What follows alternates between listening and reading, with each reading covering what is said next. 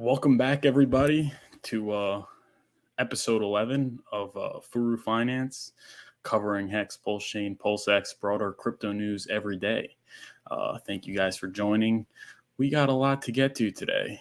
Let's just wait for everyone to come in. Welcome to a non-casual Friday. Today is a non-casual Friday because we are not casual fans of crypto.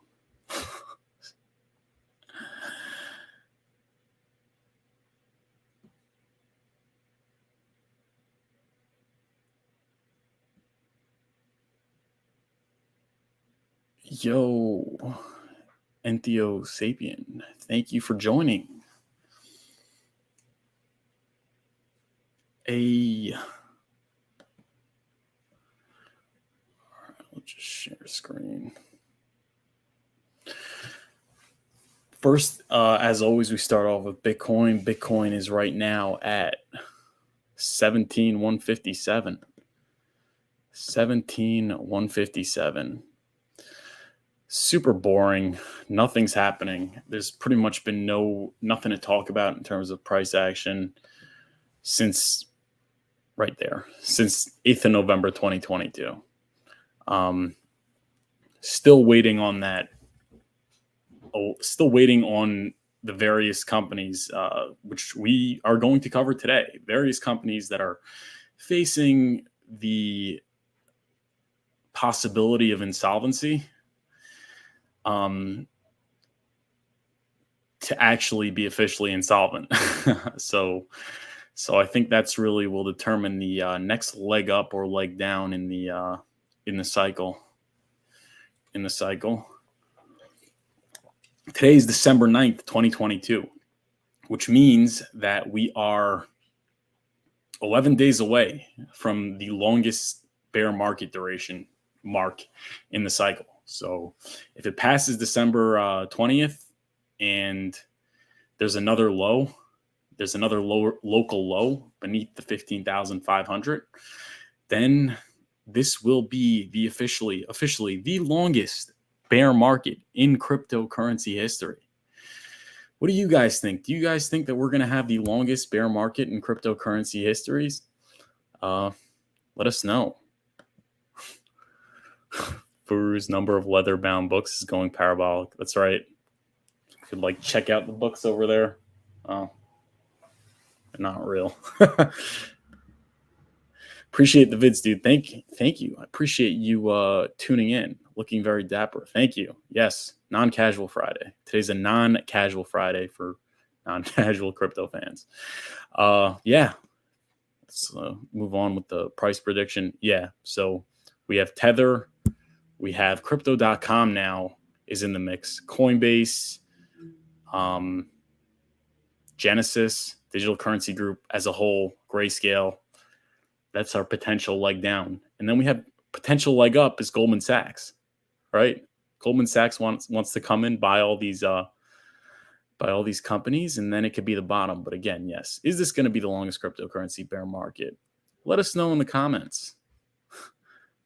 Oh, still on Trust Wallet token.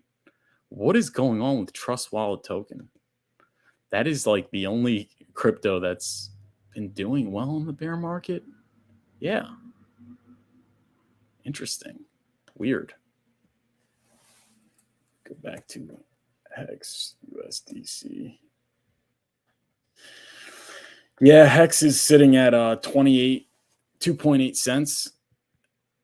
Great day to DCA, in my opinion, not financial advice. And I continue to DCA, regardless of whether price is going to 1 cent or not. So that's really that. Question, food for thought would be, what would be the price of Hex if Bitcoin goes down to 11K? What will be the price of Hex if Bitcoin goes down to 11K? Let us know in the chats. What do you guys think the price of Hex will be if Bitcoin goes down to 11K? I say 1.6. That will be my call. 1.6. Red day, just regular corresponding with the broader market. I'd say that's really what it is. But crypto bubbles. FTT, massively bullish. Why is FTT doing so well? Guess it's just reflexive. FTT. There we go. Didn't even know this. FTT revival, FTX revival proposal supported by Sam Bankman-Fried lifts FTT token. The crypto exchange founder tweeted his support for influencer Rand Neuner's revival idea, sending the battered token as much as 47% higher. Okay. FTT, the native cryptocurrency of the failed FTX crypto exchange, surged Friday after the platform's founder, Sam Bankman-Fried, came out in support of an exchange revival plan proposed by crypto influencer Rand Neuner. So I actually saw this on Wall Street Silver's I saw this on that Wall Street Silver's Twitter.com Furu Finance. Are you guys following Furu Finance on Twitter? 378 followers. Go check out Furu Finance on Twitter. But if you go to Wall Street Silver, they actually tweeted. They actually had this. So you had was there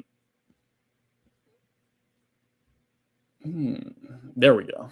Screenshotted just in case it was deleted. Rand Neuner tweeted, "Fire up the FTX exchange, issue a FTT token, distribute the token to creditors, depositors, accrue 100% of profit to token holders. It will be the biggest exchange in the world, and users will be made more than whole." So it's a new FTT token. So it's not the current FTT token. So why do people think that? Why are people assuming that if they buy that? I guess people are just think that FTX is going to be revolved. Maybe it'll be tradable one for one. Or maybe they'll just use the existing FTT tokens. No, because because you have to be a creditor or depositor to get this one. So it won't be called FTT. You'll get basically an IOU. So So Sam Bankman-Fried responded, "I continue to think that this would be a productive path for parties to explore. I hope," he loves those asterisks, "that the team in place will do so." There you go. There you go. So that's why FTT is pumping so much. Just give me 1 second.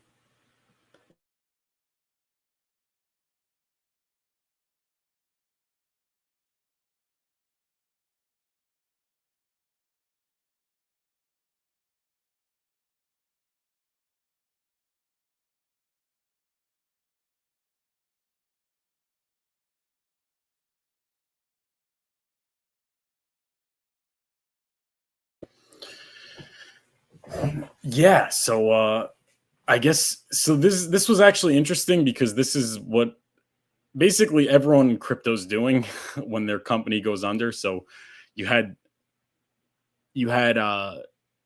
that was the proposal that Simon Dixon had or something for Celsius, because it was actually used by Bitfinex. So what Bitfinex did was they were insolvent, they messed up, and what they did was they issued a token. It was an IOU. Each thing represented $1, and they couldn't pay back depositors. They couldn't pay back depositors because they were just insolvent. I'm not sure exactly why, but they gave them an IOU token, and the token basically said that Bitfinex would pay back $1 to the holder of that token in the future, provided that they were solvent.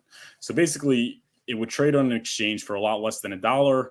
And it was sort of a bet. If you bet that Bitfinex could get through it, they could raise enough capital and they could become solvent again, then you'd receive $1, or you'd receive equity in the company. So you could either take the dollar, or you could take equity in the company, or you could say, "I don't think they're going to make it," and you could just dump it for pennies on the dollar. So you could dump it for like 11 cents or 10 cents, whatever it was trading for at the time. Maybe sometimes 15. I guess depending on the news would be how the token price would fluctuate. Like if there was positive news for Bitfinex, then what they would do is the price would go up because people would think that the token would be in fact redeemable for $1, so it would trade closer. But yeah, that's really what it was. So they're trying, I guess Rand Neuner's proposing that FTX do the same thing. Sam Bankman-Fried, who is no longer the CEO of FTX, is responding. whatever it is. I guess he's hoping that would save him from any incrimination or anything like that. So he's responding that would be a good pathway. This is cryptocurrency, turning back into cryptocurrency straying from the ethos, and I think if they, why would regulators allow this to happen? If these cryptocurrencies exchange know that if they go under, they could start monetizing debt and use that as a means to recover, then they'll continue doing the same things that they do, right? They'll continue doing the same reckless, dishonest practices that they have been doing for years.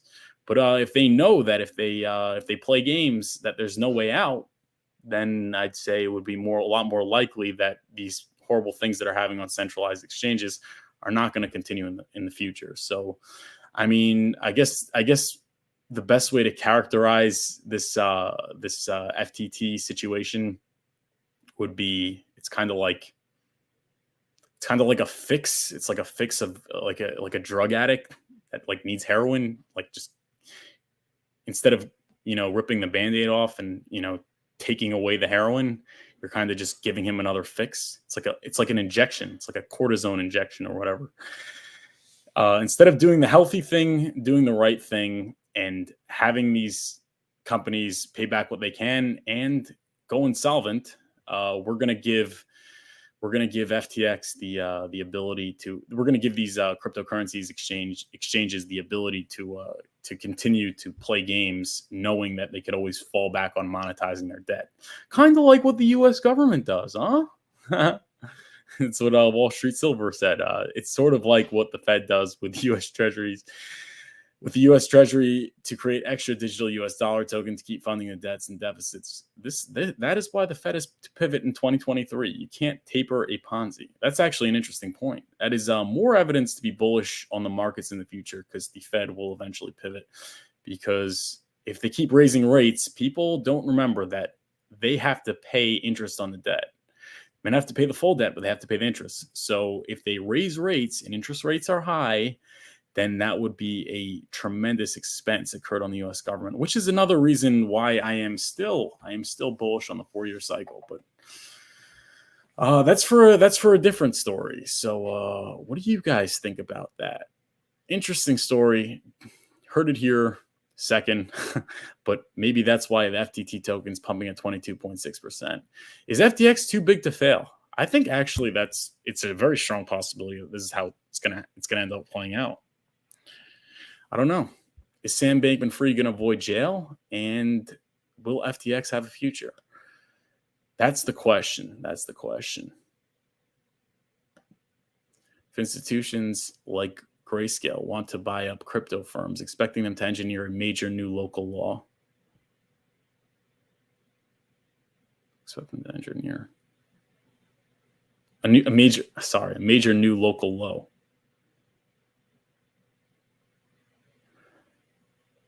I don't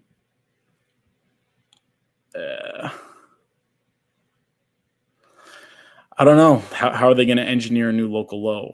They'll like have the news agencies FUD it. I don't know. I mean, bro, you just clicked on a sponsored link, lol. Think the price of Hex is correlated to ETH more than BTC. Yes, but ETH, it's correlated to ETH, and ETH is correlated to BTC. Hart's law, right? They're paired in liquidity. Not Grayscale, Goldman Sachs. Oh, I'm sorry, Goldman Sachs. Interesting. Because like CNBC and things like that, they definitely have connections in Goldman Sachs, and there's probably sort of a revolving door. I know a lot of the contributors work at these hedge funds. So the possibility of maybe, them calling up CNBC and trying to make a news story to FUD the crypto markets so they could get a better deal. Interesting theory. Wouldn't be the first time hearing of this kind of thing. And news matters. News influences the markets. So good point, Entheo Sapien. All right. Yeah, moving on. We get to we get into the Hex daily stats. Are you checking Hex daily stats every day? Are you checking Hex daily stats on the daily? Should be. Oh, look at that. 30 new holders and 32 new stakers. Bullish for Hex. New holders and stakers every day. I actually put out a short about that. I actually put out a short about that from one of the shows. And yeah, speaking about shorts, I created a TikTok at Furu Finance. Some of these shorts are exclusive. Some of these videos are not on my YouTube shorts. So if you want the exclusive content, make sure you're following Furu Finance on TikTok. I'm hoping that I only have 4 followers. I had this yesterday. Can I get 10 followers by the end of the show? We have 16 watching. Can we get 10 followers of Furu Finance by the end of the show? That will be awesome. But yeah, moving on. More Hex news. We have a new book on Amazon called The Second Crypto Revolution by Mark Wild. Are you following Mark Wild on Twitter? You should be. Great author. So he said, don't buy the ebook today. I found a way of making it free for 5 days starting on Friday, December 9th, 2022 at 12 a.m. Pacific Standard Time. So that's today. You can get the free ebook for 5 days of The Second Crypto Revolution by Mark Wild. Guys, if you are into Hex, go to Amazon.com. Go to Amazon.com and look at that. Kindle, $0. You can get that paperback $19.99. You can get that for 5 days. And I think it's if you get it within the 5 days, then I'm sure you get to keep it. So you can have a free ebook of Hex, Pulsechain, and PulseX called The Second Crypto Revolution by Mark Wild. Build generational wealth with the Richard Hart's crypto ecosystem for absolutely free. But I'm sure he worked very hard on it. So if you have money, consider paying the $19.99 for the paperback to support the author. And consider sending a super chat to Furu Finance. But if not, just like and subscribe. Cryptocurrencies are the fastest appreciating asset in the history of mankind. Bitcoin's price did a 6.9 million X from 1 cent to $69,000 in 12 years. Ethereum did a 32,000x from 15 cents to 4,800 in 6 years. Had you put in $1, you could have made life-changing wealth, and many did. Very true. Potential for mad gains comes with many risks. Hacks, scams, rug pulls, to name just a few. If the invention of cryptocurrencies was the first financial revolution of our time, we needed a second one to eliminate bad projects, expose fake influencers, and get rid of the dishonest owners who create new digital currencies just to extort money from investors. So true. So true. The book will take you on a journey through the history of money and banking, through the origins of cryptocurrencies to the nuances of Richard Hart's second crypto revolution. The cryptocurrencies are not going to go away. Those who get it right are going to be in the 1% who own half of everything. And those who get it right are going to be in the 1% who own half of everything. If you want to join them, this is the book for you. And it's free. And it's absolutely free. And I'm not getting paid to say this. I promise. I'm not getting paid to say anything. I'm only getting paid by you guys through super chats. I'm not getting too many of those. But yeah, check that out. Free by Mark Wild. And if you want to support the author, I think it's very important to support content creators. So buy the paperback for $19.99, The Second Crypto Revolution. Seems like a good writer. And how could you say no? How could you turn down something that is free? This book actually has the Zen tokenomics. It's absolutely free to everyone in the beginning, and then everyone else is going to have to pay for it. Not exactly conducive to the game theory that you'd want for cryptocurrency to appreciate in price, but it's free. So why not check out The Second Crypto Revolution by Mark Wild before you have to pay for it? Moving on. Clay.C at Clay Collins, CEO of Nomics Finance. Are you following Clay.C on Twitter? Consider following Clay.C on Twitter. Give him a follow. They actually rank Hex fairly. He had a funny tweet. I could literally tweet that I had a cold and some lemming Hexagon would write, Richard Hart told you. Or I could say, I got robbed at an ATM and someone would write, Hex fixes this. Taco truck down the street could go kaput and they'd literally tweet, Hex users unaffected. Okay, that's a funny tweet. You know what? We retweet that. That's a funny tweet. So props to Clay C. Johnny Chaos responds, you gotta laugh. There is no escaping them. However, just remember, not every faceless icon is necessarily a hexagon. We are at that level where there are people putting on a mask to start trouble. Very, very true. Very, very true. And good to know. Very, very true as well. Clay, we were your army. You had our network supporting and promoting Nomics. It didn't cost you a thing.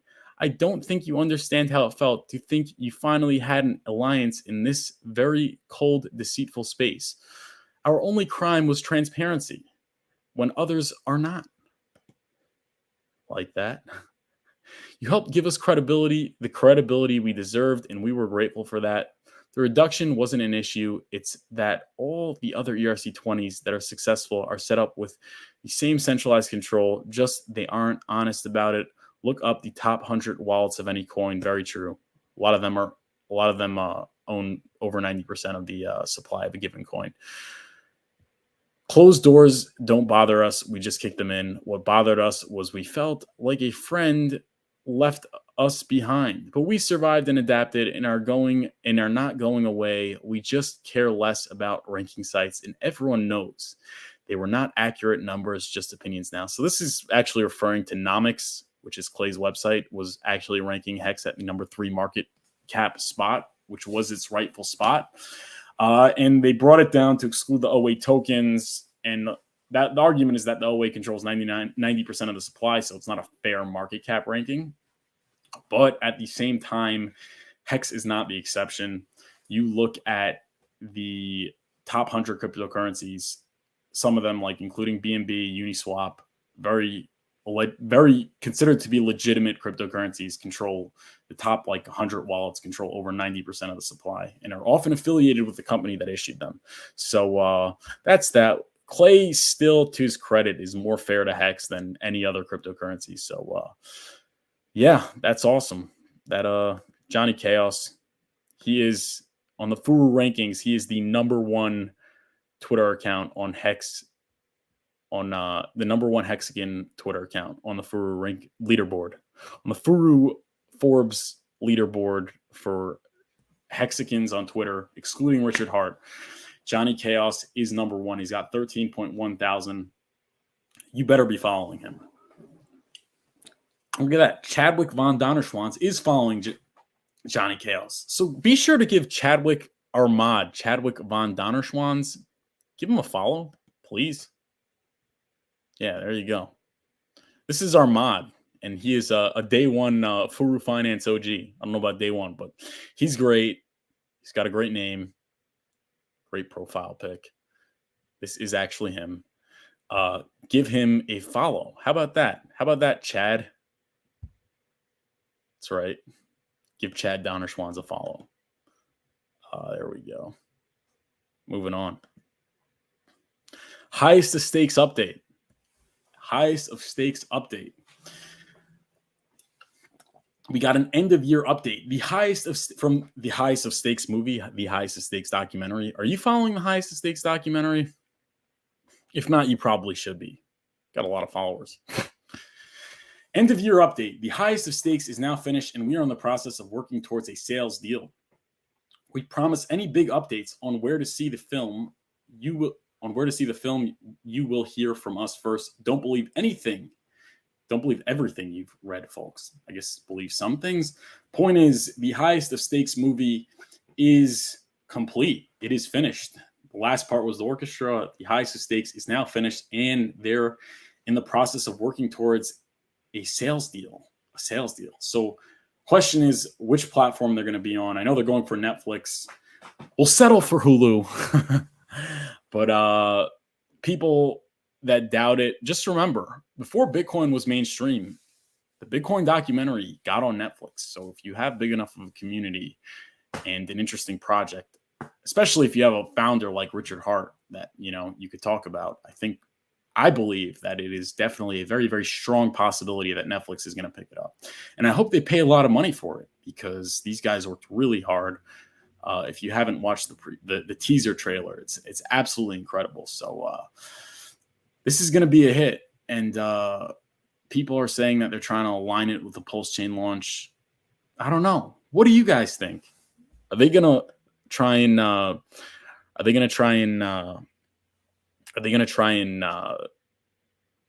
time the highest of stakes release to coincide with the Pulsechain launch release, which is allegedly being timed with the bottom of the market release? I don't know. That's a good question. I don't think so. I personally don't really care. I think the highest of stakes is going to do well. I think Pulsechain is going to do well, regardless of when it comes out. Moving on, we got KDP.PLS. Great. Obviously, you're following her because I tell you every show to follow her. At Katie, KATIEE, letter P, crypto, KDP.PLS. Yeah. Hex.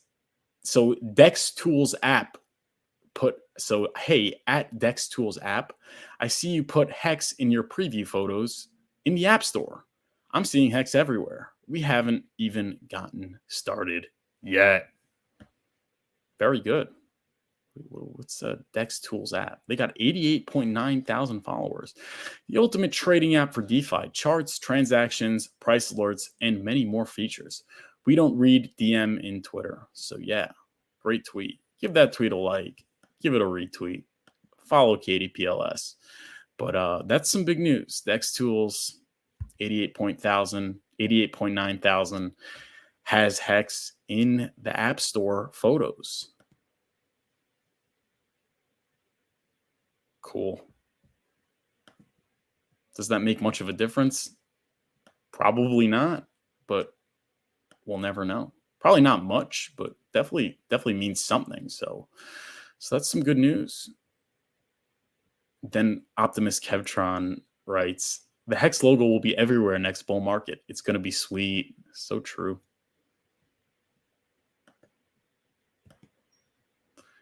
And another tweet from KDPLS. Thank you, KDPLS, publicly for providing me with such content for the show. Make sure you're following KDPLS. She's got great updates on Hex, Pulsechain, PulseX, and everything Richard Hart. So CoinHub just predicted Hex will 40x next bull run. They forgot Hex on Pulsechain at CoinHub CC. Hex 40x. So it's next to Bitcoin 10x, BNB 30x. BNB 30x. Maybe. Did like 100x this past one. Luna Classic 15x. Interesting point about Luna Classic is it seems like it's going to be a meme coin. It's everywhere on Twitter. I can't get my eyes off it. So I don't know. Maybe Luna Classic's the next Doge. I don't know. That is just an interesting thing I just thought about. Like, it has a lot of memeability because it's Luna and it's like a silly name like Lunk. And literally every picture with the Wall Street Bets dude, those those Anon Twitter accounts with the Wall Street Bets thumbnail, whatever, profile pic that has like over a couple hundred thousand followers, tweets about Luna Classic. SHIB 30x, CRO 20x, Matic 26x, Doge 25x, Sol 10x, VRA 30x, ADA 10x, Hex 40x. First of all, this is the stupidest thing ever. It's like, where are they getting these numbers? It's just some hot garbage. That's essentially what these X's are. And I try to avoid them. I know it definitely gets you clout. Like, everyone wants price predictions. I think that's like everybody and their mom wants price predictions, but they mean nothing. And Crypto Coffee made a great point saying that when we're in the bear market, all the price predictions go down, and then we're in the bull market, they all go crazy. So it's like nobody knows. They they're correlated with market sentiment. That would be the way to put it. So like Bitcoin 10x. I bet you when Bitcoin's at like 40,000 after the halving, I'm saying if it's at 40,000, people are going to be like, Bitcoin, 50x, 60x, whatever, Hex, 5,000x, hopefully, not financial advice. But whatever, the point is that Hex did a 10,000x in under 2 years. Second cycle, it's going to go from a 10,000x to a 40x. I personally think it's going to do more, but that's not financial advice. You do your own research. You go follow kdp.pls Power City at KDP Crypto. Let's see what the sentiment is. 40x isn't bad at all. A 40x off of 10,000x, it's a little bit disappointing. Not going to lie. I think Ethereum in its third cycle did like a 47x in its third. And you're happy with the 40x, Kevtron? I don't know. Interesting. Yeah, Hex. You know what? Hex on Ethereum, proof of work, and ETH Fair. That's 40x. That's what I'm looking at. What do you guys think? What's your price prediction for Ethereum, for Hex, this next bull market? I guess including either Hex on ETH and Hex on Pulsechain. But okay, it's good. It's good to know people are talking about it. It's good to know that these big Twitter accounts are really talking about Hex. So we'll take it. 0x Coast. Go follow 0x Coast at 0x Coast on Twitter. Hex users are often fairly advanced crypto and DeFi users. Remember, it isn't easy for a new person to deposit fiat in a centralized exchange, buy Ethereum, send to wallet, bridge to Pulsechain, trade on PulseX.com, and stake token and then redeem it later. The more steps, the more people we lose. That's an excellent point. That is an amazing point. And that's why I talk about like the best people to onboard are not, your dad's friends, whatever. And I'm not saying not to onboard them. I'm just saying the best place to go is to other crypto communities, especially like Celsius and BlockFi and those kinds of things, people that are interested in yield and people that really have a decent understanding of cryptocurrency. First time I used a decentralized exchange is actually on Celsius. So I think when it comes to onboarded and marketing, you want a target. They talk about the target market, Furu marketing, the target market. So the target market for Hex would be other crypto communities. I'm saying when you're looking at like macro onboarding kind of thing, but obviously you have people like Funding Jim who go to rich people and have them buy Hex, but he is there to sit there and really explain everything to them and then look over their shoulder as they generate their wallet and they use MetaMask if he doesn't even do it for them. And as they, generate the seed phrase for a hardware wallet and things like that. So like in terms of like mass marketing, target market is really other crypto communities. Onboarding people that are not really familiar with cryptocurrency it's important, I guess. And you certainly, if you want, it takes a lot of time. It takes like your individual time instead of like tweeting about it. And then some guy on Twitter who's in Ethereum or he's into some other cryptocurrency sees it and is like, okay, buy it on Uniswap. He's already got the hardware wallet. He already knows how to use these centralized exchanges and blockchain technology and those kinds of things. That could really reach a massive audience as opposed to like onboarding people individually that aren't in crypto.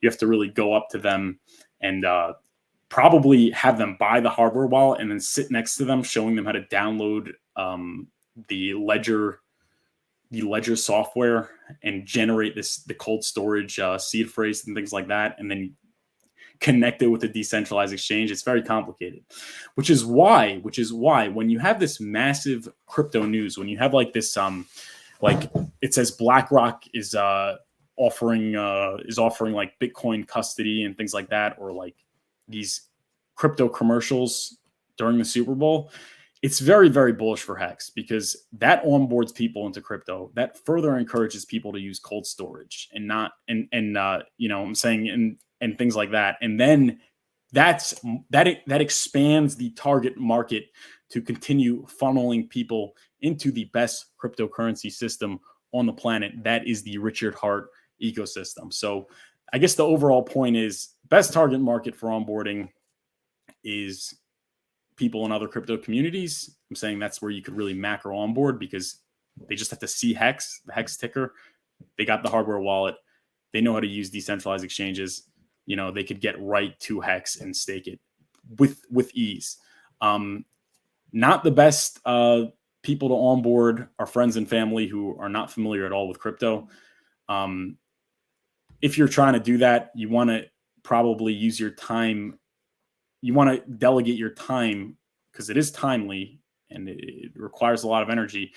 You're probably going to want to focus more on people that have a lot of money, would be my opinion, but that's up to you. And also consider that if you're trying to onboard someone, let them know that cryptocurrency is very volatile. Let them know that it drops 90%, because if you tell them that it's going up 10,000x, whatever, and they just FOMO in thousands and thousands of dollars,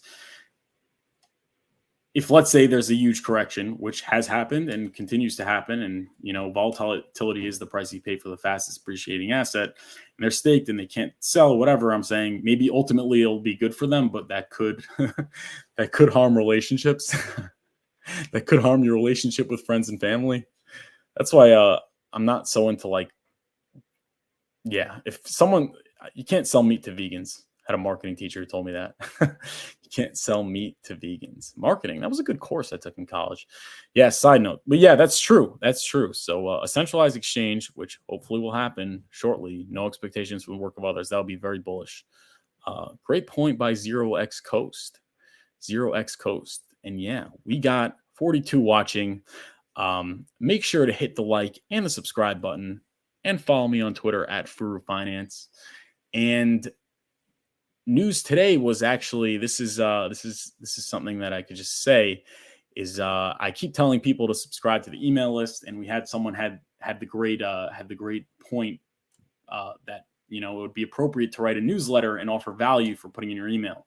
So today I sent out the first Furu Finance newsletter, and this will be a weekly newsletter. So there is value being offered now, and it originally started, the idea of the list was just in case I get thrown off in case I get thrown off these platforms and things like that, I'd have some way of, you know, reaching out and having you follow me whichever platform I'd go on, etc. Just a good way to stay in touch with you guys. But now we are offering the Furu Finance newsletter, giving you my inside take on the markets and cryptocurrency and things like that with no financial advice.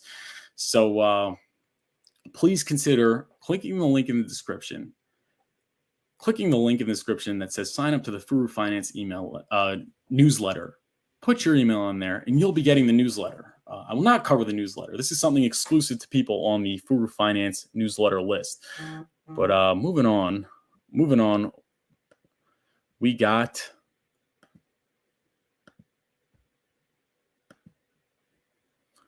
Randy Hilarski. He's got 32.9 thousand followers on Twitter. He is a Hexican. I think he's an OG. Not exactly sure, but go follow Randy Hilarski. He is very big on Twitter. Go subscribe to his YouTube channel, whatever. But someone asked him, PulseChain. So someone asked him about PulseChain. He said PulseChain could do to Ethereum what Ethereum did to Bitcoin at Access Live. PulseChain could do to Ethereum what Ethereum did to Bitcoin, meaning the way that, you know, when Ethereum was new, given that it was an immature asset and it had product market fit, because most new products do not outperform. I repeat, most new projects do not outperform older projects because most new projects suck. But the ones that have product market fit and last the test of time, in their earlier years, they outperform their later years. So that's how far I'd go in terms of that. But being that PulseChain is new, and PulseChain, in my opinion, not financial advice, has product market fit, I think it's going to do very, very well. And I think you guys think it's going to do very well because you're watching this channel. So In any case, we got Randy Hilarski said PulseChain could do to Ethereum what Ethereum did to Bitcoin. So Ethereum was new in its first cycle, and it completely outperformed Bitcoin, and it continues to outperform Bitcoin, and it will likely flip Bitcoin, and it'll likely stick around. And I think it's going to stick around for longer than Bitcoin. It is more likely to do well over a long period of time than Bitcoin, in my opinion. But that's just my opinion, not financial advice. Let me just fix this.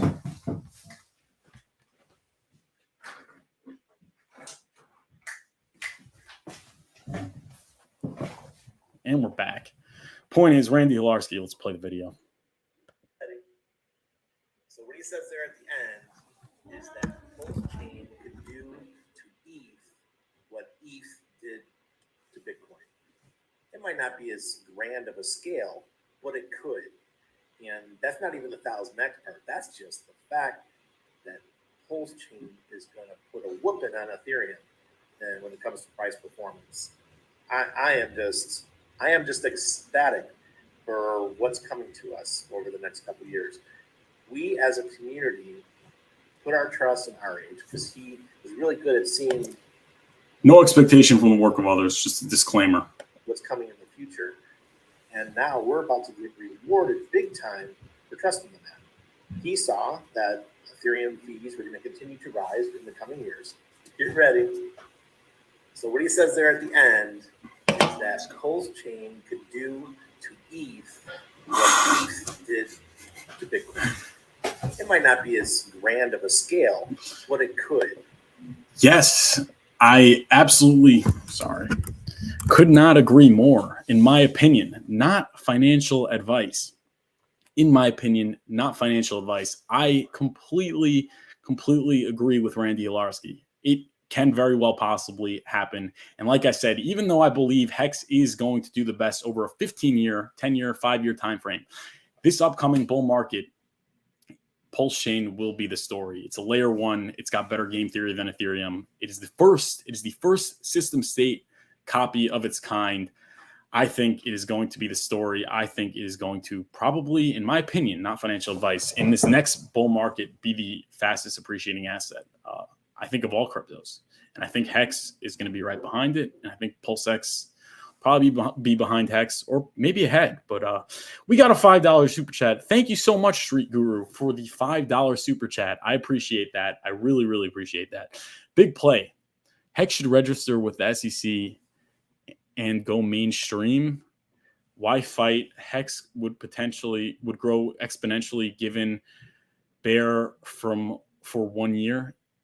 Hex would grow exponentially given crypto bear for 1 year. What do you think? That's interesting. So that was there was something. It was a little controversial, I guess. Kinetics is actually doing that. So he's raising money to make a case to get the SEC to make a declarative statement that Hex is not a security. Oh, you're saying register with SEC and go mainstream. So register with SEC as a security. I mean, if it registers, you're saying register with SEC, or I think it would be better to not be listed as a security because there's regulatory bottleneck with a security. I think it would have to maybe delist from exchanges, fines. I don't know. I'm not really a lawyer or anything, but you're saying it should register as a security. I know Richard Hart talked about, I think it was Tezos or EOS. One of these big cryptos were actually registered as a security, and they just got a slap on the wrist, and it was not a big deal. Like, people are afraid that it's going to be considered a security and it's over. I don't know. You know what? I should do more research on the legal ramifications of a security and go from there. I think that would be the best. That would be the best way to go about it. I mean, people have this misconception that if something's a security, it's over, and the crypto can essentially, it's like it's done, it's obsolete, like it's going to zero. That's not true, but there are legal ramifications, and it seems like as a crypto, you would rather not be a security than be a security. But who knows? That's an interesting point. But I don't know. I guess it would be better to not be a security. No fines, no No whole like legal bottleneck kind of thing. I think the declarative statements may be a better option, but I don't know. It's an interesting question to be determined. But thank you so much again for the $5 super chat. I appreciate it. But yeah. So yeah, moving on. So we got that. So what do you guys think about Pulsechain could do to Ethereum? That's a great, interesting point by Randy Alarski. Make sure you're following him on Twitter. He's got a lot of followers. Very influential. A very smart man. A very smart man. Yeah, go check him out. Why do I? Oh, this one back.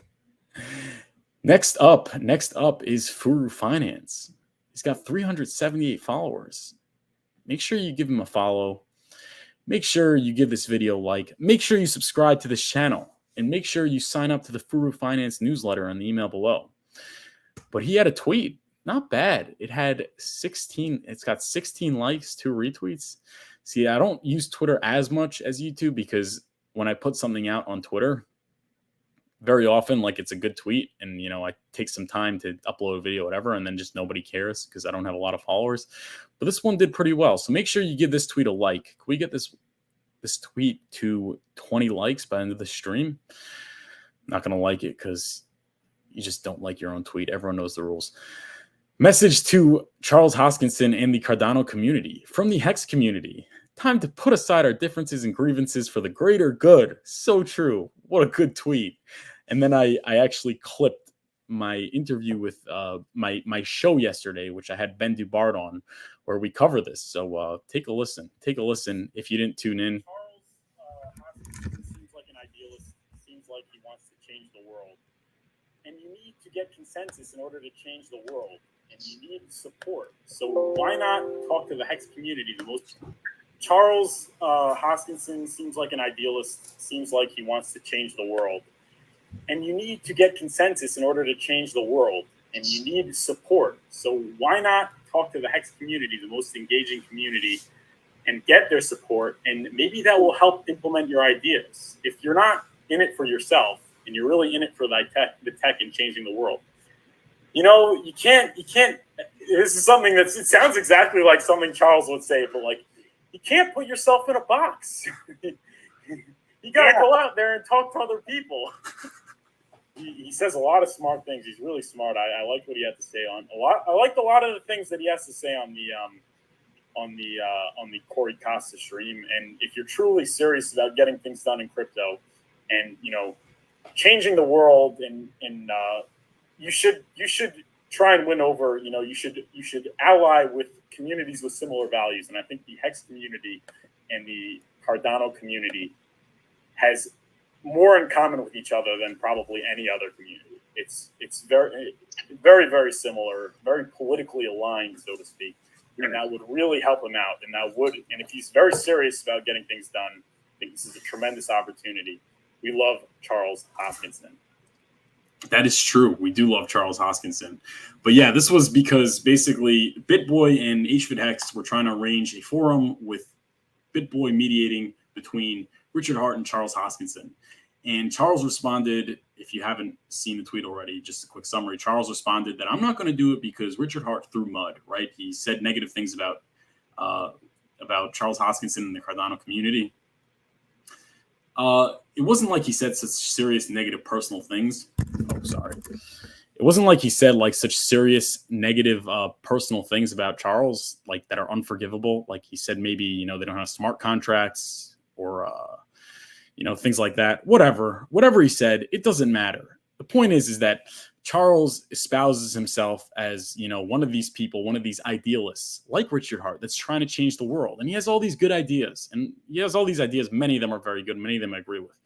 Point is that in life, you can't just put yourself in a box. You have to work with other people that, you know, you find common values. That's really what politics is. It's finding things you have in common with other people and working towards them, you know, to achieve your goals. And Charles Hoskinson, with all these ideas, saying he has all these ideas, you know, so in order to implement them, you can't just do it alone. You can't keep yourself in a box. You know, you can't just keep yourself in an echo chamber. You have to work with people that have common values. And the ADA community and the Hex community have many, many common values. Not your keys, not your coins, having things that work. You know, sort of libertarian, I guess, is kind of the way to put it.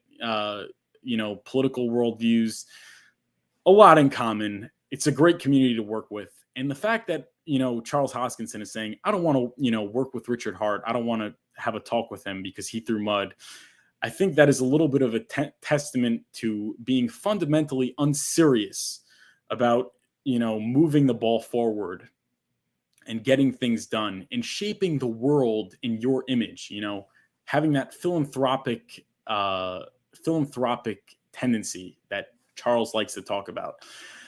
So seemingly, I mean, I hope this could still happen. I still like Charles. I still believe Charles is sincere, but seemingly like Cardano, which is, you know, it's been around for years and hasn't done much, although they talk about it. It seems like Charles is full of hot air, but I hope he's not. I hope he comes around. I hope he gets serious about getting things done, you know, the way he talks about it. And, you know, Richard says like flapping lips, like he just sits there and flaps his lips. I think he was talking about Eric Weinstein or something.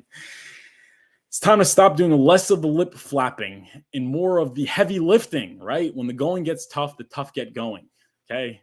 And what better way to do that than by working alongside somebody like, you know, at your level of intelligence, if not exceeding your level of intelligence, but that has common values and a community that shares common values with your community.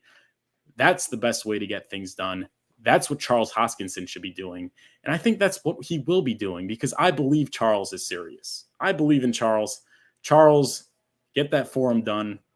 Go like that tweet. Go subscribe to this channel. Go give this video a thumbs up and go follow on Twitter at Furu Finance. But I think it's going to happen. I still have faith in Charles Hoskinson. I think that I think he really wants Cardano to do well, and I think he wants the world to be a better place.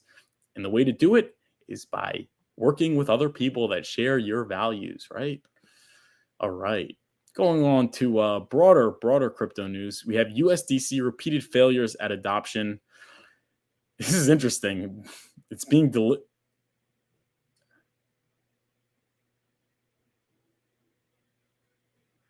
USDC repeated fail. So what? Oh, okay. So what he's saying is that Coinbase basically tweeted to switch to a trusted stablecoin USDC.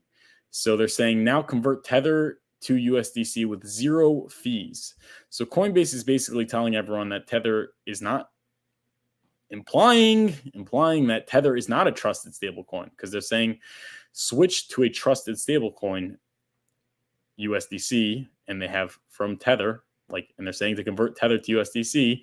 They're saying that Tether is not backed 1-to-1. So that's shots fired. And they're saying that USDC is backed 1-to-1. So is this, and I'm sure they're going to take that Tether that they get and they're going to cash it in with Tether for US dollars. So is Tether going to have the liquidity to absorb that? Or are they not back 1-to-1? Are they the Ponzi that everyone's alleging it to be? That's really the question. But so Duo9 Discord, I guess he's kind of like taking a jab at, you could follow him. Very good crypto account also. I get a lot from Duo9 Discord, Dirty Bubble Media, and Otter. Those are great accounts to follow for broader crypto market news. But said USDC's repeated failure at adoption. They were delisted on Binance and Circle. Failing to go public. Circle is the parent company for USDC, meant that Coinbase had to come to the rescue. You can now swap USDT for USDC to USDC for free, but there is an issue. You can't swap USDC to USDT for free. Stable coins war returns? Stable coin war returns? A little bit of grammatical error. That would be interesting. So they're trying to get as much.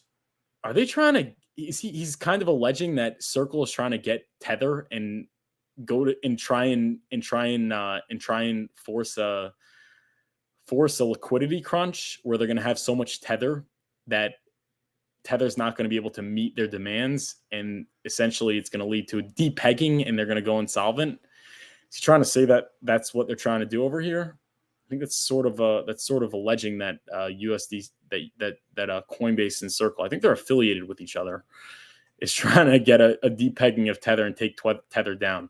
That's interesting. He talked about being delisted from Binance. I know Binance has their own stablecoin. That could be why they delisted USDC. I don't know. And Circle did try and go public and they failed. I don't know. That's interesting. That is interesting. I guess it's sort of maybe a good thing if they're checking Tether, right? They're basically trying to get Tether to and then I'm sure Tether is probably, if that's the case, they might try and do the same thing by incentivizing a swapping for free and then going to USDC, seeing if USDC has the liquidity to redeem large sums of money. But that's interesting. How do you think that's going to turn out? That is interesting. But yeah, you could go check that out, 209's Discord.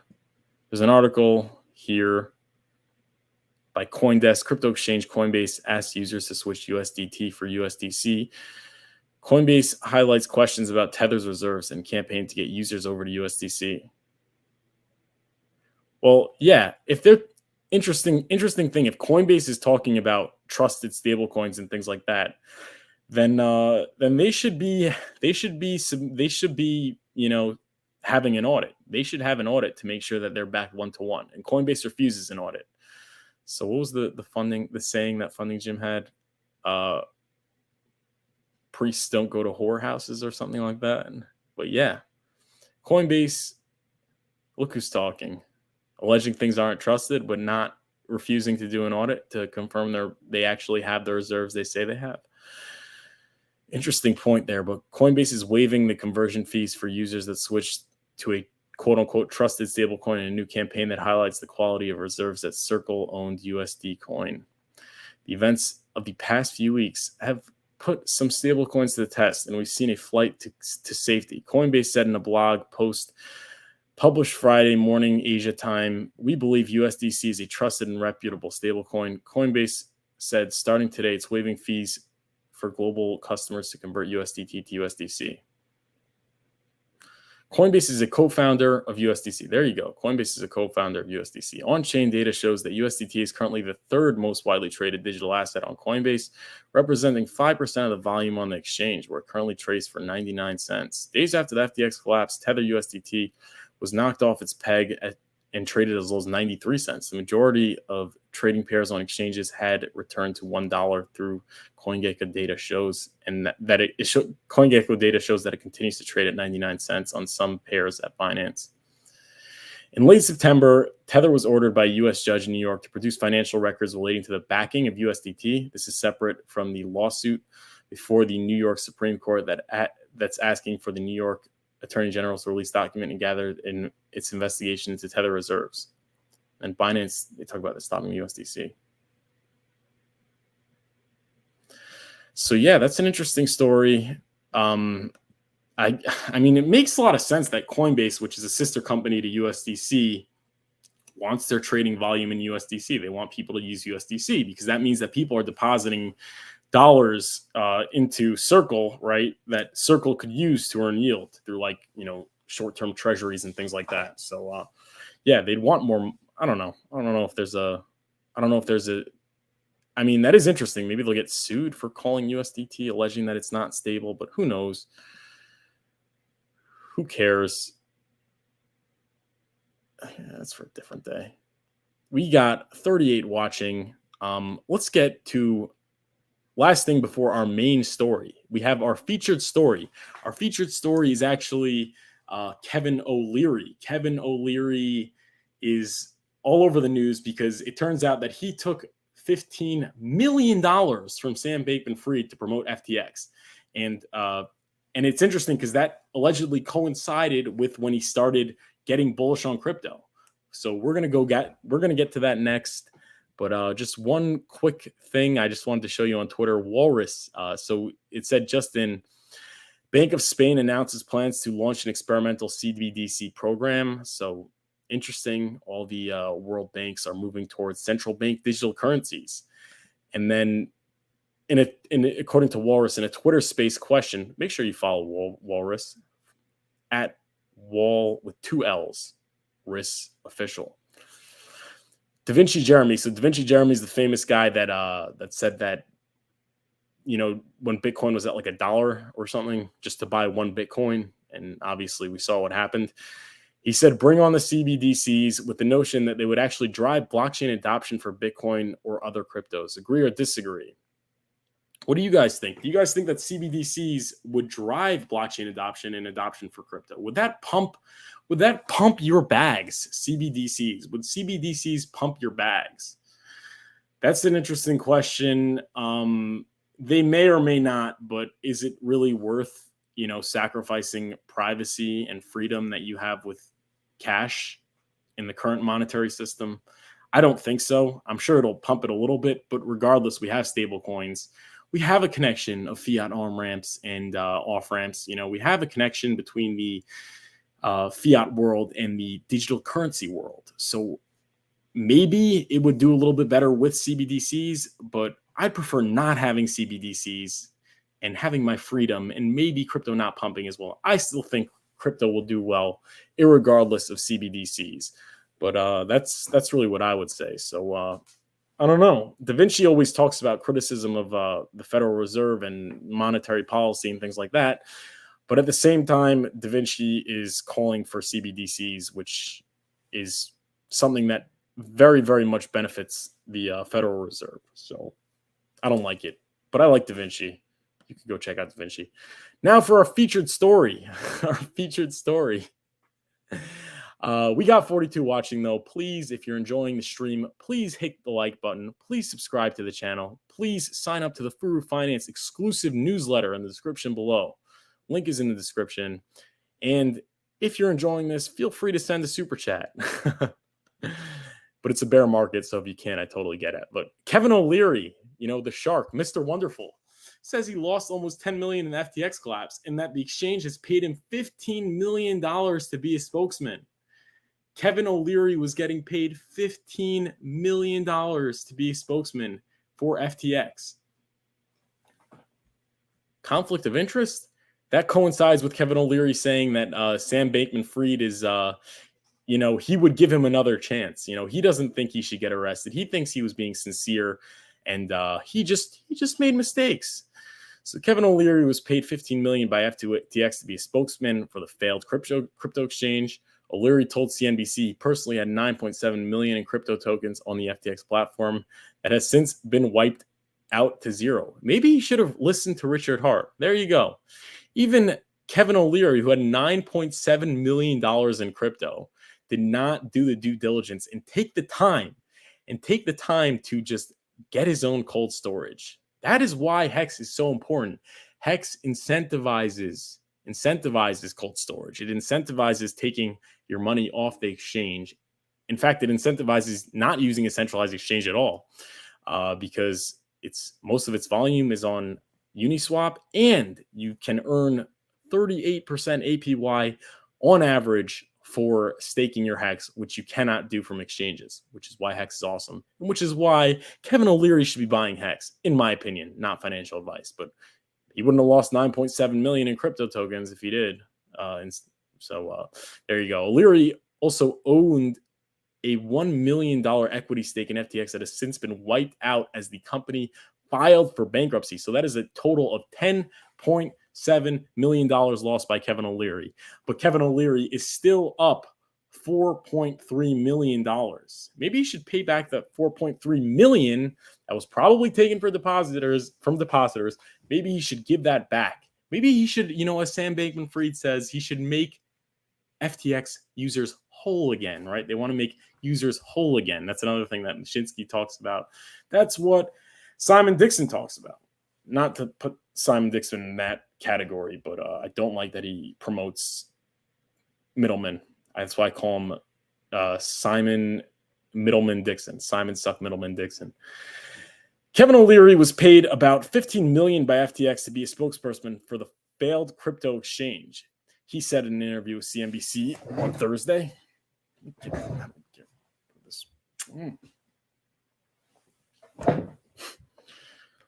O'Leary also said he had 9.7 million worth case. So we read that. Institutional interest in FTX on the US equity is unbelievable. The amount of people that approached me saying, "How do I get a piece of this deal?" and said at the time, I'm a paid spokesman. I cannot bring you in as an LP. Not a single dollar that I lost was anyone else's money except for mine. Lear admits that his investment was ultimately a bad one, and that he, along with most other people, was blindsided by the gross mismanagement of billions of dollars at FTX. Maybe the mismanagement of giving users funds to Kevin O'Leary to promote it. We all look like idiots. We relied on each other's due diligence, O'Leary said. By the way, that's something that I say, like, that's the importance of research, because everybody seemingly from FTX thought it was a good investment because everyone else was doing it, and it's like everyone else is smart. So I think they did their own research, and then nobody does their own research. So you kind of have like this sort of circle jerk, so to speak, of people all thinking that everything under the hood is good and fine because everyone else says it's fine, and they're basically presupposing that their peers did their own research, and their peers presuppose that they did their own. That confusing way to say it, but basically everyone thought everyone else did the research, and that's why they invested so heavily. But it turns out that no one did the research, and that's essentially what happened. So don't believe people on TV, because people on TV, they're human beings, and they could fall to the same poor tendencies of like blind trust that you yourself could fall for, which is why if you do your own research, you could really be very successful. I think it's not that hard. You don't have to have such a high IQ. You just have to take the time to do your due diligence. That's Kevin O'Leary didn't do that, and Kevin O'Leary is looking like a noob right now. So don't be like Kevin O'Leary. Don't put your money on centralized exchanges. Do your own research, not financial advice. O'Leary's highlighted the groupthink among institutional investors who want a piece of the once hot cryptocurrency exchange. That's why everyone talks about like institutional investors, like they're so like they really are ahead of the curve. That's not true. The institutions are always behind. Think about when the institutions started getting in on Bitcoin. The institutions got in on Bitcoin this past bull market after Bitcoin was around for already 10 years. Institutions are always behind the curve. Institutions don't play the game that you're playing, right? You as an investor, who's not rich, are looking for mad gains. You're looking for hundreds, thousands, tens of thousands of X's on your cryptocurrency. Institutions don't want to do that because that means incurring tremendous risk. And they're okay with a double every 3-4 years. They're okay. Like the gold standard for institutions is outperforming the S&P 500. And, if they get on Bitcoin now, they probably will. That's what it seems like. And that's why they're in it now. But they're not interested in investing in things when they're fringe, right? When the success is doubtful, because they just don't want to incur so much risk. That's why that's why I believe it's not good to wait till things are on TV or listed on these Coinbase and Binance, and get in before that. And then when you have so much money, when you get a Coinbase Binance listing, now you'll have the liquidity to take profits. That's really what it comes down to. So that's why, in my opinion, not financial advice, you are early to Hex, right? That's what Richard Hart talks about. You are early, right? The institutions aren't in on it. It's not listed on major centralized exchanges, right? That's the opportunity to get in my opinion, not financial advice. Same with Pulsechain and same with PulseX. So don't be like Kevin O'Leary. Don't be a sucker for institutional money and things like that. Stupid. Institutions are stupid. They're stupid. That's what you really see. That's really the moral of the story. Institutions are dumb and late. Despite vaporizing billions of dollars, O'Leary has condemned Bankman-Fried outright, stating this week that an audit needs to be conducted before anyone can say the FTX founder is guilty of anything. There's only the murder of my money in this case. If you want to say he's guilty before he's tried. So this is a big like prosecution on the integrity of Kevin O'Leary right here. That's, first of all, like, we all relied we all look like idiots. We relied on each other's due diligence, right? He took $15 million and didn't do the due diligence to ensure that FTX was running well, was doing what they said they were, that they were backed 1-for-1. That is disgusting.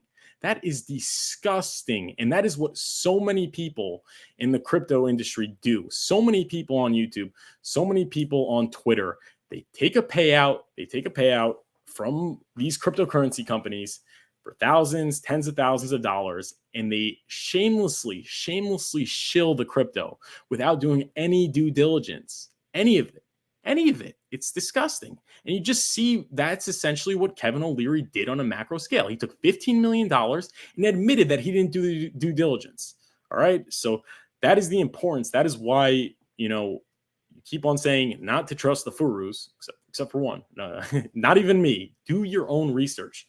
Research is important. Having the ability to discern what's true and what's not, right from wrong, good investments versus bad investments, gives you a huge step ahead of the curve. A huge step. Because if you look at these YouTubers and you don't look at balance sheets and things like that, and tokenomics and communities, you don't do the deep dives, you're going to be a sucker for these guys getting paid to shill. That's where you're inevitably going to end up. And that's what happened with people that used FTX because of, Kevin O'Leary, and then, essentially he took $15 million and he didn't even do his due diligence. He didn't check under the hood. There's only the murder of money in this case. If you want to say he's guilty before he's tried, I just don't understand it. O'Leary said. O'Leary's trying to say, okay, you want to say he's guilty before he's tried. O'Leary said before he would do a new venture. He'd partner up with Sam Bankman-Fried if he came to him. Get GTFO. You don't know because you have no data. All I'm saying is let's do the forensic audit. Johnny come lately. Now O'Leary's on a quest to do exactly that and find out exactly where his and FTX customers' money ultimately went. So O'Leary's saying he got wiped for $9.7 billion in crypto, I guess, plus his 9.7 million plus his 1 million equity. But guess what? He's still up 4.3 million. You're not. You are not up. If you deposited in FTX, you are not up. So O'Leary said he talked to Bankman-Fried last weekend and said, look, Sam, I'm Mr. Wonderful. I am just one investor, but my account has a zero in it, and there's no accounting records. Where did the money go? Tough guy. He's a tough guy now. I need to find out where the money went, O'Leary said. There you go. That's Kevin O'Leary right there for you. And then it was nice to see you had CZ Binance actually tagged Kevin O'Leary and called him out, saying it seems like $15 million not only changed Kevin O'Leary's mind about crypto, but it also made him align with a fraudster. Is he seriously defending Sam Bankman-Fried? Yeah, there you go. Then it's a whole thread. So it says we exited 1.5 years ago in July 2021. Since then, FTX invested in a myriad of companies totaling 5.5 billion, including but not limited to. There you go. So FTX invested in Genesis, so we know they're going down. Then I never heard of these, but interestingly is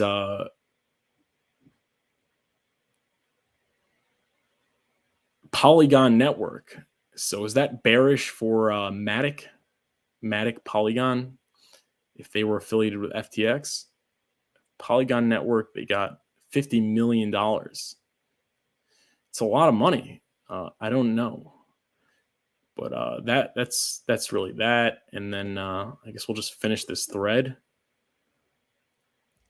On top of that, FTX spent money on Miami Stadium, multiple Super Bowl ads, baseball referees, Formula One, not to mention massive political donations in luxury real estate. Oh, and reprehensible misuse of customer funds. Worse than losing 15 million. You'd think that being used as the poster child for one of the greatest financial crimes in history would make Kevin O'Leary think twice before taking Sam at his word again. But clearly not, based on his appearance on Squawk Box. So unlike Kevin O'Leary's Leary, we continue to do due diligence even after making an investment. Even after we make an investment as an early FTX, as an early investor in FTX, we became increasingly uncomfortable with Alameda SBF and initiated the exit process more than 1.5 years ago. So why did he talk about that? Like, why didn't he say that earlier so people didn't get screwed?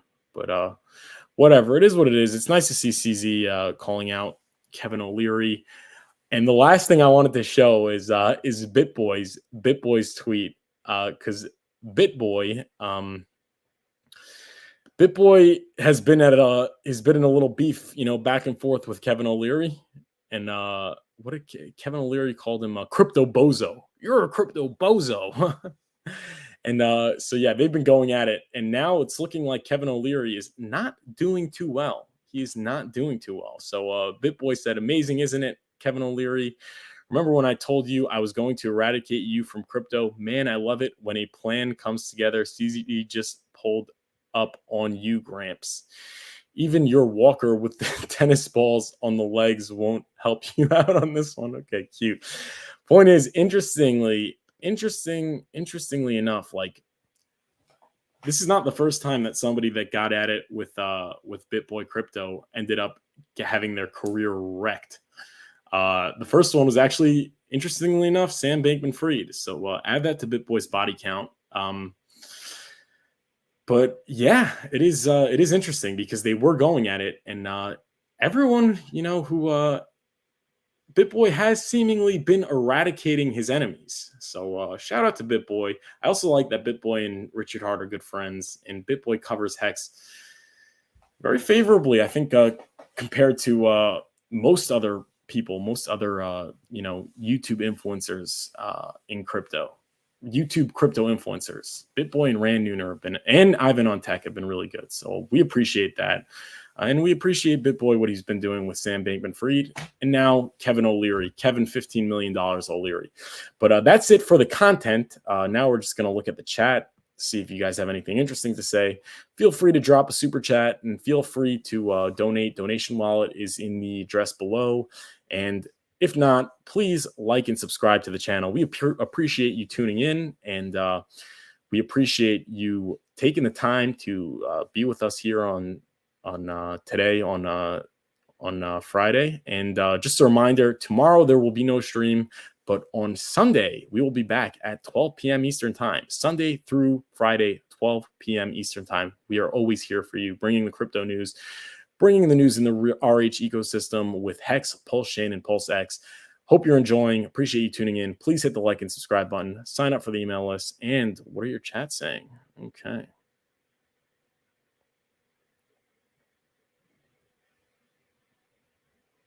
Thanks, fam. You're welcome, Chad. And yeah, if you guys missed it, go follow Chad Donnerschwanz on Twitter.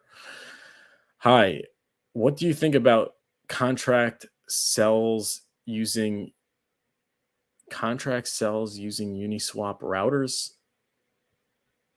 Contract sells? I'm not sure. I'm not really sure exactly. If you can be more specific. Entheosapien, next run, $1.60 EHEX, 90-cent PHEX. Okay. I like the call. So that, I mean, if you really do the math from now, what is that really? So that's a total value. Let's just do the math right here. Entheosapien. Thanks for tuning in. We always appreciate Entheosapien. So $1.60, 1.6 plus 90 plus 0.9. I'm sorry. That's $2.50 total. And if you buy Hex now, which is at, let's say, 2.8, so divide that by 2.8. Wait, so it's 2.5. So 2.8 divided by 0.028. So that's an 89x. That's an 89x. Do you think you're getting an 89x on the are you getting an 89x on Hex this coming bull market? I guess if you say there's a 50% correction from here, so bottom to top would be a 180x. So you had Bitcoin in its first cycle did what, like a $7 maybe like an 9,000x, and then its second cycle it did like a 1,500x. So you think Hex is going down from a 10,000x to a, let's say, 110x, or maybe it'll go from a 10,000x to, 1.7,000x. I hope, although there is no expectation from the work of others, and there's no way of knowing how it's going to perform in the next bull market, but I'd hope it's more than a 89x. But I don't know. What do you guys think?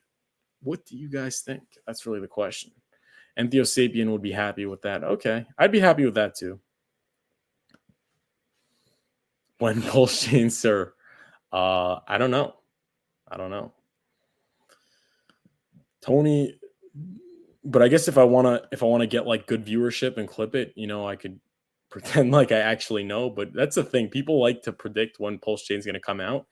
Richard Hart himself does not know when Pulsechain is going to come out. He thought it was coming out in May, and he actually knows what's going on. He's actually in touch with the devs. So the developers who are actually building Pulsechain, and Richard Hart, who is working very closely with the developers and paying them to build Pulsechain, cannot tell you when Pulsechain is going to launch. They were wrong by so far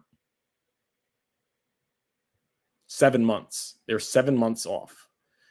And you think that this guy that sits on a couch and streams, with no inside information, or anybody for that matter, any content creator or Twitter account is going to know when Pulsechain launches is ridiculous. I mean, I guess every day that passes, we're closer, but the idea that like these people actually think that they know when Pulsechain is going to launch, it's so silly. But I don't know. It's definitely bullish that we're getting closer to the bottom. I think it's very good that it didn't launch earlier, although I don't think Richard is trying to time the market per se, but I think it's very good. And I think definitely the highest stakes being completed and just waiting on a deal, I think that's also very bullish. So that much I could say. I have Pulse. Tony Bonobi. Oi, oi, Red Squirrel. Annie Boy SBF. So boring, dude. I'm falling asleep just looking at his pick. Okay. Red Squirrel. Dump all my ADA into Hex last year. Turned out to be a blinding decision. Yeah, I like that. I like that decision. Promise coins for promises kept coins. Coin that. Coin that. Stupid joke. Yeah, but no expectations from the work of others. Not financial advice. Richard Hart documentary movie coming out next month. Okay. Which platform is it going to be on? Is it going to be on Netflix, Hulu, theaters? Yeah, is it going to come to a theater near you? Bedini Beats. Take your 15 million and okay. And F off, old man. Yeah, I agree. Yeah. And Michelle, good afternoon. Too late. I'll catch the replay. I'm late. I'll catch the replay. Yeah. Thanks for tuning in. I appreciate it. We got 40 watching. Please hit the like button. Please hit the like button. Please subscribe to this channel. I would really appreciate it. Putting in work Sunday through Friday. Every day, every Sunday through Friday at 12 p.m. Eastern time. I come here to bring you the Hex, Pulsechain, and PulseX news. And I'd appreciate it if you'd like the video and subscribe. And I would also really, really, really appreciate if you sign up to the Furu Finance newsletter in the description below. Just sent out the first one. So if you were signed up, go look at your email. You're getting the insider information, which is not financial advice, but the Furu Finance exclusive email list. Follow me on Twitter at Furu Finance. Okay, I just had a tweet that got a decent amount of likes. Yeah, like this tweet, retweet it. I'm not gonna like it because everyone knows the rules. But follow me on Twitter, and please follow me on TikTok at Furu Finance. I'm like the young whippersnappers with the TikTok.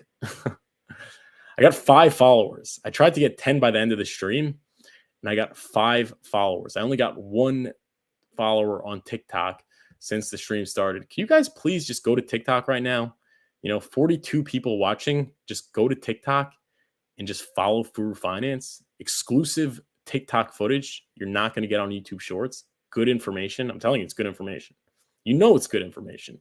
I only bring you the best of information. But if you could please just do me a favor and follow me on TikTok, I'd really appreciate it. In any case, if you don't want to you don't want to subscribe, you don't want to follow me on TikTok, I appreciate you guys for tuning in to this video. I appreciate you taking the time to spend it here. And I will be back on Sunday at 12 p.m. Eastern time to talk Hex, Pulsechain, and PulseX. Thank you for watching. Until next time.